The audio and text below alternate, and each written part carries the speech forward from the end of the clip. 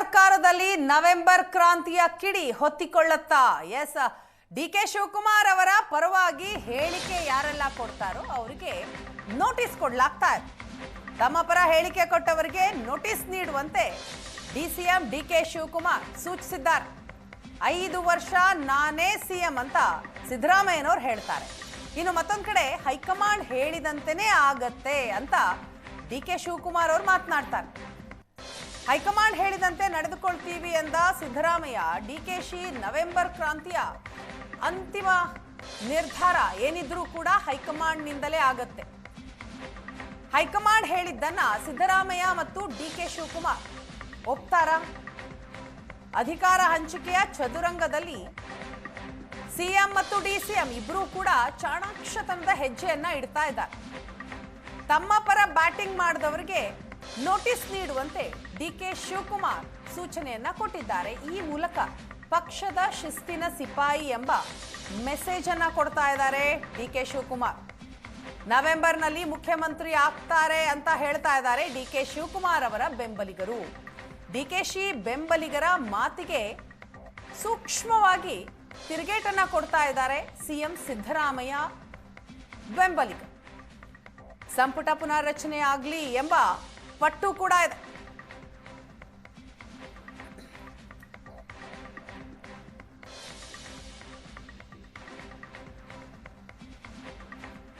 ಕಾಂಗ್ರೆಸ್ನಲ್ಲಿ ನಾಯಕತ್ವ ಬದಲಾವಣೆಯ ಬಗ್ಗೆ ಮಾತನಾಡಿದಂತಹ ಇಬ್ಬರು ಡಿಕೆ ಶಿವಕುಮಾರ್ ಅವರ ಆಪ್ತರಲ್ಲಿ ಗುರುತಿಸಿಕೊಳ್ಳುವವರು ಅವರಿಗೆ ಈಗ ನೋಟಿಸ್ ಕೊಡಲಾಗಿದೆ.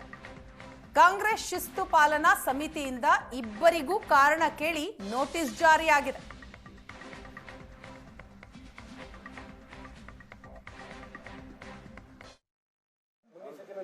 ಯಾಕೆ ಮಾಡಬಾರ್ದು? 5 ವರ್ಷನೂ ನೀವೇ ಮಾಡ್ತೀವಿ. ಹೌದು, ಈಗ ಇಷ್ಟು ದಿನ ಮಾಡ್ಕೊ ಬಂದಿದ್ದೀನಲ್ಲ. I hope so. ಸಿ, 2ನೇ ಸಾರಿ ಮುಖ್ಯಮಂತ್ರಿ ಆಗಲ್ಲ ಅಂತ ಅಂದಿದ್ರು. 2ನೇ ಸಾರಿ ಮುಖ್ಯಮಂತ್ರಿ ಆದ್ರೆ ಈಗ ಮತ್ತೆ ಚೀಫ್ ಮಿನಿಸ್ಟರ್ ಆಗಿ 2.5 ವರ್ಷ ಇದ್ದೀನಿ. ಮತ್ತೆ ಇನ್ನೂ 2 ವರ್ಷ ಇರ್ತೀರಿ? ಇನ್ನೂ 2.5 ವರ್ಷ ಇರ್ತೀನಿ. ಯಾಕಂದ್ರೆ ನವೆಂಬರ್ಗೆ 2.5 ವರ್ಷ ಆಗುತ್ತಲ್ಲ. ಆ ಥರ ನಾನೇನು ಹೇಳಿದ್ದೀನಿ ಅಂತಂದ್ರೆ, ಹೈಕಮಾಂಡ್ನವರು ಏನು ತೀರ್ಮಾನ ಮಾಡ್ತಾರೆ ಅದಕ್ಕಂತ ನಡ್ಕೋಬೇಕು ಎಲ್ಲರೂ ಅಲ್ವಾ. Whatever the high command decides, you have to go by it. ಯಾರು ಪವರ್ ಶೇರಿಂಗ್ ಬಗ್ಗೆ ಮಾತಾಡೋಕ್ಕೆ ಹಕ್ಕಿಲ್ಲ. ಪವರ್ ಶೇರಿಂಗ್ ಬಗ್ಗೆ ಎಲ್ಲಿದೆ, ಎಲ್ಲಿ ಚರ್ಚೆ ಇದೆ? ನಿನ್ನೆ ಸಿದ್ದರಾಮಯ್ಯನವರು ಕ್ಲಿಯರಾಗಿ ಹೇಳಿದ್ದಾರೆ. ಸಿದ್ದರಾಮಯ್ಯನವರು ಏನು ಹೇಳಿದ್ದಾರೆ ಅದೇ ಮಾತು. ಆ ಮಾತು ಮೇಲೆ ಇಲ್ಲಿ ಯಾವ ಥರದ ಯಾರು ಚರ್ಚೆಯನ್ನು ಮಾಡಬಾರ್ದು. ಯಾರು ಮಾತಾಡ್ತಾ ಇದ್ದಾರೆ ಅವ್ರ ಪಕ್ಷಕ್ಕೆ ಡ್ಯಾಮೇಜ್ ಮಾಡ್ತಾ ಇದ್ದಾರೆ. ಅವ್ರ ಪರವಾಗಿ ಮಾತಾಡಿದ್ರು ಡ್ಯಾಮೇಜೇ, ನನ್ನ ಪರವಾಗಿ ಮಾತಾಡಿದ್ರು ಡ್ಯಾಮೇಜೇ. ಇದ್ರ ಬಗ್ಗೆ ಚರ್ಚೆ ಮಾಡಿರೋರು ಎಲ್ಲ ಪಕ್ಷದ ವಿರೋಧಿ ಕೆಲಸ ಮಾಡ್ತಾ ಇದ್ದಾರೆ. ಸಿದ್ದರಾಮಯ್ಯನವ್ರು ಏನು ಹೇಳಿದ್ದಾರೆ ಅಷ್ಟೇ. ಅವ್ರು ಹೇಳಿದಾರಲ್ಲ, ಹೈಕಮಾಂಡ್ ಏನು ಹೇಳ್ತಾರೆ ಅದು ಕೇಳ್ತೀವಿ ಅಂತ. ಆ ರೀತಿ ನಾವೆಲ್ಲ ಕೇಳ್ಕೊಂಡು ಹೋಗುವಂಥವ್ರು ಶಿಸ್ತಿನ ಸಿಪಾಯಿಗಳು. ನಮಗೆ ಪಕ್ಷ ಇಂಪಾರ್ಟೆಂಟು. ಇನ್ನು ಕಾಂಗ್ರೆಸ್ ಕುರ್ಚಿ ಕಿತ್ತಾಟಕ್ಕೆ ತುಪ್ಪ ಸುರಿದಿದ್ದಾರೆ ಆರ್ ಅಶೋಕ್. ನವೆಂಬರ್ ಡಿಸೆಂಬರ್ನಲ್ಲಿ ಸಿಎಂ ಹುದ್ದೆ ಹೋಗುತ್ತೆ. ಬೆಳಗಾವಿಯಲ್ಲಿ ಬಾಂಬ್ ಸಿಡಿಸಿದ್ದಾರೆ. 100ಕ್ಕೆ 100 ಮುಖ್ಯಮಂತ್ರಿ ಸ್ಥಾನವನ್ನ ಕಳೆದುಕೊಳ್ತಾರೆ. ಅಧಿಕಾರ ಹಂಚಿಕೆಯ ಒಪ್ಪಂದ ಆಗಿರೋದು ನಿಜ. ಕ್ರಾಂತಿ ಅಂತ ಹೇಳಿ ಒಬ್ಬ ಸಚಿವ ಮನೆಗೆ ಹೋಗಿದ್ದಾರೆ. ಒಪ್ಪಂದ ಆಗಿರೋದಂತೂ ನಿಜ. ಈಗ ಜಗಳ ಆರಂಭ ಆಗಿದೆ. ಸಿದ್ದರಾಮಯ್ಯ ಅಧಿಕಾರ ಬಿಟ್ಕೊಡ್ತಾ ಇಲ್ಲ. ಮತ್ತೊಂದು ಕಡೆ ಡಿಕೆ ಶಿವಕುಮಾರ್ ತಮ್ಮ ಹಠ ಬಿಡ್ತಾ ಇಲ್ಲ. ಸರ್ಕಾರ ಪತನ ಆದರೆ ನಾವು ಎಲೆಕ್ಷನ್ ಹೋಗ್ತೀವಿ ಅಂತಲೂ ಕೂಡ ಹೇಳ್ತಾರೆ ಪ್ರತಿಪಕ್ಷ ನಾಯಕ ಆರ್ ಅಶೋಕ್. ನಾನು ಡಿಕೆ ಶಿವಕುಮಾರ್ ಆತಾರೆ ಅಂತ ಹೇಳಿಲ್ಲ. ನವೆಂಬರಲ್ಲಿ ಕ್ರಾಂತಿ ಆಗ್ತದೆ, ಸಿದ್ದರಾಮಯ್ಯ ಔಟ್ ಗೋಯಿಂಗ್ ಸಿಎಂ ಅಂತ ಹೇಳಿದ್ದೀನಿ. ಇವತ್ತು ಅದಕ್ಕೆ ನಾನು ಬದ್ಧತೆ ಇದ್ದೀನಿ. ಇವತ್ತು ನವೆಂಬರ್ ಡಿಸೆಂಬರ್ ಒಳಗಡೆ, ಈ ವರ್ಷದ ಒಳಗಡೆ ನವೆಂಬರಲ್ಲಿ ಕ್ರಾಂತಿ ಆಗ್ತದೆ. ಈ ಕ್ರಾಂತಿ ಅಂತೇಳಿ ಒಬ್ಬರು ಮಂತ್ರಿ ಮನೆಗೆ ಹೋಗಿದ್ದಾರೆ. ಯಾರು? ರಾಜಣ್ಣ ಅವರು ಮನೆಗೆ ಹೋಗಿದ್ದಾರೆ. ಮಂತ್ರಿ ಅವರು ಕ್ರಾಂತಿ ಅಂತ ಹೇಳಿ ಮನೆಗೆ ಹೋಗಿದ್ದಾರೆ. ಸೊ 100% ಡೌಟೇ ಇಲ್ಲ. ಒಪ್ಪಂದ ಆಗಿರೋದು 100% ನಿಜ. ಈಗ ಜಗಳ ಶುರುವಾಗಿದೆ. ಸಿದ್ದರಾಮಯ್ಯ ಬಿಟ್ಕೊಡಲ್ಲ. ಅಧಿಕಾರ ಒಂದ್ಸರಿ ಸಿಕ್ಕಿದ್ರೆ ಬಿಟ್ಕೊಡೋ ಜಾಯಮಾನ ಸಿದ್ದರಾಮಯ್ಯನವ್ರದ್ದು ಅಲ್ಲೇ ಅಲ್ಲ. ಅವ್ರು ಬಿಟ್ಕೊಡಲ್ಲ. ಡಿ ಕೆ ಶಿವಕುಮಾರ್ ಬಿಡಲ್ಲ. ಸಿದ್ದರಾಮಯ್ಯ ಅಧಿಕಾರ ಬಿಟ್ಕೊಡಲ್ಲ. ಡಿ ಕೆ ಶಿವಕುಮಾರ್ ಹಠ ಬಿಡಲ್ಲ. ಇನ್ನು ನಾನೇ 5 ವರ್ಷ ಸಿಎಂ ಆಗಿರ್ತೀನಿ ಅಂತ ಸಿದ್ದರಾಮಯ್ಯನವರು ಹೇಳ್ತಾರೆ. ಸಿದ್ದರಾಮಯ್ಯ ಹೈಕಮಾಂಡ್ಗೆ ಸೆಡ್ಡು ಹೊಡೆದಿದ್ದಾರೆ. ಕಾಂಗ್ರೆಸ್ ಹೈಕಮಾಂಡ್ ದುರ್ಬಲವಾಗಿದೆ ಅಂತ ಬಿಜೆಪಿ ನಾಯಕ ಸಿಟಿ ರವಿ ಅವರು ಹೇಳಿಕೆಯನ್ನ ಕೊಟ್ಟಿದ್ದಾರೆ. ಮೊದಲು ಹೈಕಮಾಂಡ್ ತೀರ್ಮಾನ ಮಾಡುತ್ತೆ ಅಂತ ಹೇಳಿದ್ರು, ಈಗ ನಾನೇ ಸಿಎಂ ಅಂತ ಸಿದ್ದರಾಮಯ್ಯ ಹೇಳ್ತಿದ್ದಾರೆ. ಓರ್ವ ಭ್ರಷ್ಟ ಹೋಗಿ ಮತ್ತೊಬ್ಬ ಭ್ರಷ್ಟ ಬಂದ್ರೆ ಒಳ್ಳೇದಾಗಲ್ಲ. ಯಾರು ಸಿಎಂ ಆದ್ರೆ ಒಳ್ಳೇದಾಗುತ್ತೆ ಅನ್ನೋ ವಿಶ್ವಾಸ ಇಲ್ಲ. ಯಾರೇ ಸಿಎಂ ಆದ್ರೂ ಒಳ್ಳೇದಾಗುತ್ತೆ ಅನ್ನೋ ವಿಶ್ವಾಸ ಇಲ್ಲ. ಕಾಂಗ್ರೆಸ್ ಹೈಕಮಾಂಡ್ ಇವಾಗ ಕ್ರಮ ತೆಗೆದುಕೊಳ್ಳುತ್ತಾ? ಸಿದ್ದರಾಮಯ್ಯ ಡಿಕೆಶಿ ವಿರುದ್ಧ ಬಿಜೆಪಿ ಎಂಎಲ್ಸಿ ಸಿಟಿ ರವಿ ವಾಗ್ದಾಳಿ ನಡೆಸಿದ್ದಾರೆ. ಯಾರು ಮುಖ್ಯಮಂತ್ರಿ ಆಗ್ತಾರೆ ನಮಗೇನು ಸಂಬಂಧಪಟ್ಟಿದ್ದಲ್ಲ. ಮತ್ತು ನಾನೇ ಅನ್ನುವಂಥದ್ದು ಹೈಕಮಾಂಡ್ ದುರ್ಬಲ ಆಗಿರೋ ಸಂಕೇತ. ಕೆಲವು ದಶಕಗಳ ಹಿಂದೆ ಕಾಂಗ್ರೆಸ್ ಒಳಗೆ ನಾನೇ ಅಂದೋದು ಒಂದು ಕ್ಷಣನೂ ಇರ್ತಿರಲಿಲ್ಲ. ಯಾಕೆಂದರೆ ಯಾರಿದ್ರೂ ಅದು ಹೈಕಮಾಂಡ್ ತೀರ್ಮಾನ ಮಾಡುತ್ತೆ, ರಾಹುಲ್ ಗಾಂಧಿಯವರು ತೀರ್ಮಾನ ಮಾಡ್ತಾರೆ, AICC ಅಧ್ಯಕ್ಷರು ತೀರ್ಮಾನ ಮಾಡ್ತಾರೆ ಅಂತ ಹೇಳುವ ಪರಿಪಾಠ ಕಾಂಗ್ರೆಸ್ ಒಳಗಿತ್ತು. ಈಗ ನಾನೇ ಅಂದರೆ ಸಿದ್ದರಾಮಯ್ಯನವ್ರು ಹೈಕಮಾಂಡಿಗೆ ಸೆಡ್ ಹೊಡೆದಿದ್ದಾರೆ, ಹೈಕಮಾಂಡ್ ವೀಕ್ ಆಗಿದೆ ಅನ್ನೋದರ ಲಕ್ಷಣ ಇದು. ಹೈಕಮಾಂಡ್ ಸ್ಟ್ರಾಂಗ್ ಇದ್ದಿದ್ರೆ ನಾನೇ ಅನ್ನೋರು ಒಂದು ಕ್ಷಣನೂ ಸಹಿಸ್ಕೋತಿರ್ಲಿಲ್ಲ. ಸಹಿಸ್ಕೊಂಡಿದೆ ಅಂದರೆ high command it is very weak. ಕ್ರಾಂತಿ ಅನ್ನೋದು ಭಾರತೀಯ ದರ್ಶನಗಳಲ್ಲಿ ಒಳ್ಳೆಯದಕ್ಕೆ ಬಳಕೆಯಾಗುವ ಪದ.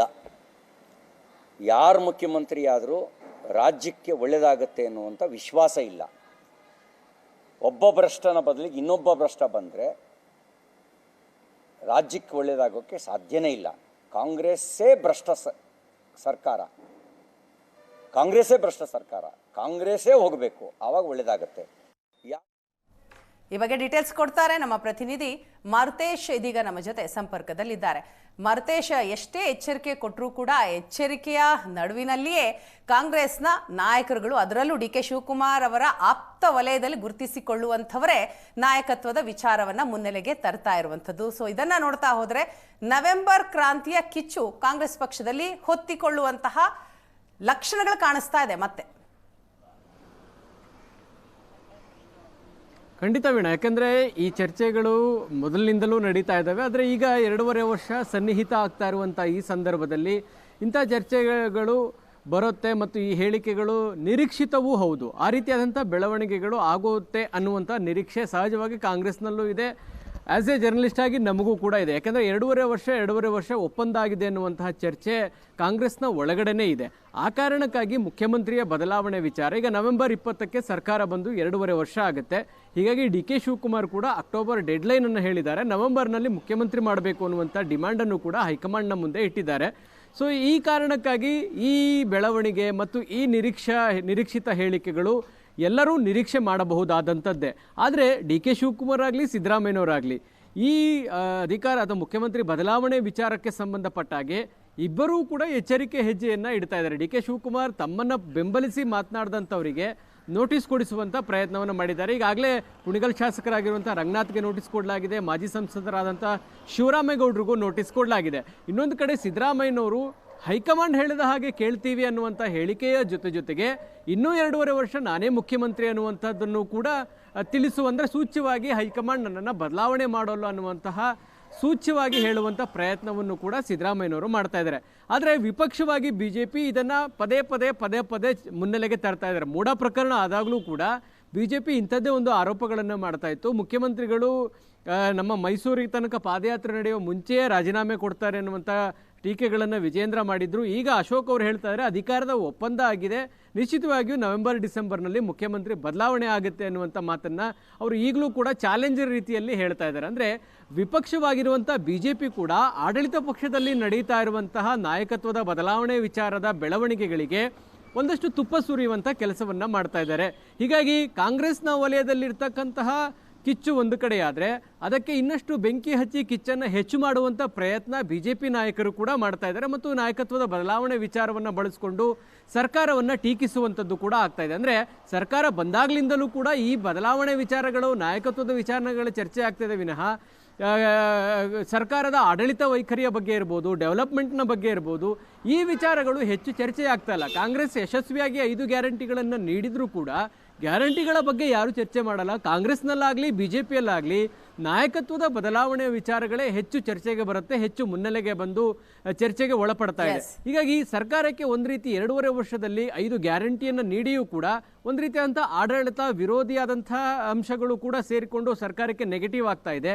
ಇನ್ನೊಂದು ಕಡೆ ನಾಯಕತ್ವದ ಬದಲಾವಣೆ ವಿಚಾರಕ್ಕೆ ಸಂಬಂಧಪಟ್ಟ ಹಾಗೆ ಪದೇ ಪದೇ ಈ ಹೇಳಿಕೆಗಳು, ಪದೇ ಪದೇ ಈ ನೋಟಿಸ್ ಕೊಡುವಂಥದ್ದು, ಈ ಬೆಳವಣಿಗೆಯೂ ಕೂಡ ಸರ್ಕಾರಕ್ಕೆ ಒಂದು ದೊಡ್ಡ ಮಟ್ಟದ ಹಿನ್ನಡೆಯಂತೂ ಆಗ್ತಾ ಇದೆ. Veena, thank you Maruthesh.